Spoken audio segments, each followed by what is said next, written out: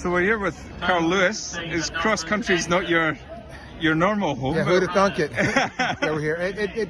I mean, obviously, being head coach at the University of Houston, we're excited about building a program. This is my second year, and wanted to bring over, or wanted to come with actually and support our distance coach and cross country coach, Kyle Gibson. And that's really why we're here. And also, we have a couple of English kids that one's on the team now, and one will be on the team next year. So we're excited.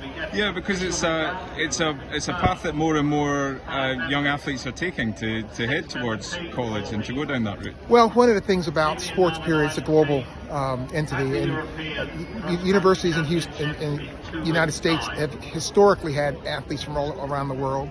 And now we have a program that's obviously really focused on sprints, hurdles, and jumps.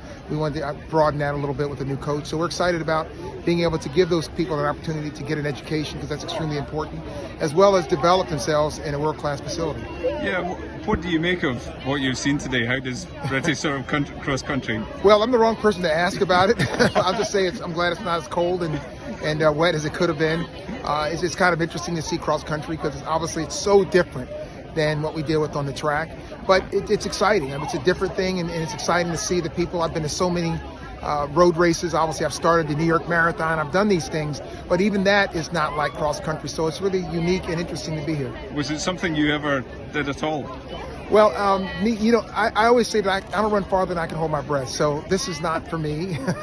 But that doesn't mean that I can't respect it and like it and really see the hard work and dedication and the differences it is between track and field.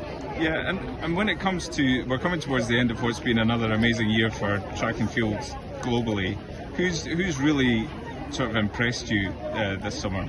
Well, I don't really get into building people up, because once I do, then it's like, why didn't you say me? But I will say that performance-wise, things are doing really well, and I think that obviously there's a tremendous amount of challenges for the sport to actually be successful. But we hope that the next Olympics will be good. I know Paris is going to be fantastic, and I just hope the athletes can find a way to carve out more of a space in the global economic side of sports, because it'll be better for them. Yeah, I mean, you were someone who, became famous globally, was able to sort of go, above and beyond the sport in terms of the profile you had. Do you see that as being an increasing challenge for people like Noah Lyles? He does make headlines, but maybe not as many as we would like him to see. Well, I mean, you have to understand is that we're in an area now where kids grow up in social media, and they believe that likes and followers is really what it is, and it really isn't. Because on the internet, I think it's incredible to have social media. I wish I would have had it, so it's a great thing to have. But the bottom line is that you're talking to each other. You're not talking to the world. You have to go beyond what social media is, and I think that's the big miss our sport has.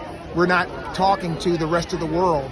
We're just talking to each other, and so as that happens, the sport continues to diminish, and we're not really building on it. But I mean, the thing is that if you have to talk about yourself, well, then you're not broadening.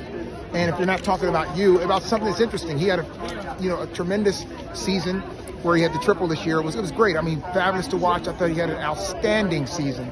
And yet we're still, once you get back to American football, then everything goes away. And I think that's the thing that athletes have to understand. You have to find ways to appeal beyond just track and field, whether it's through endorsements, whether it's through appearances and all kinds of things. And they're trying some things new.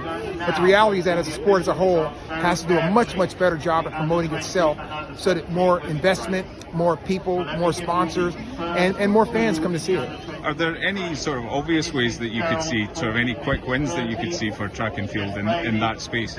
Yeah, well, I think the number one issue is we need to do away with the Diamond League. I think that's the biggest hindrance to the expansion of the sport, because what it does, it gives the federation a chance to basically cannibalize all of the track meets in the world. It should be different. It should be independent. IAAF should look at the role and the idea of what other professional sports do. What they do is they have an organization who's their marketing arm, and then the teams pull themselves. Well, instead of that, we brought all the teams inside, and we're not marketing.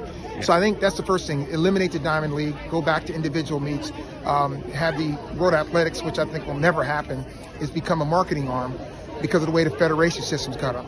So the only way that happens is we break up the federation system and create an organization whose sole job is to promote and to build the sport. Yeah.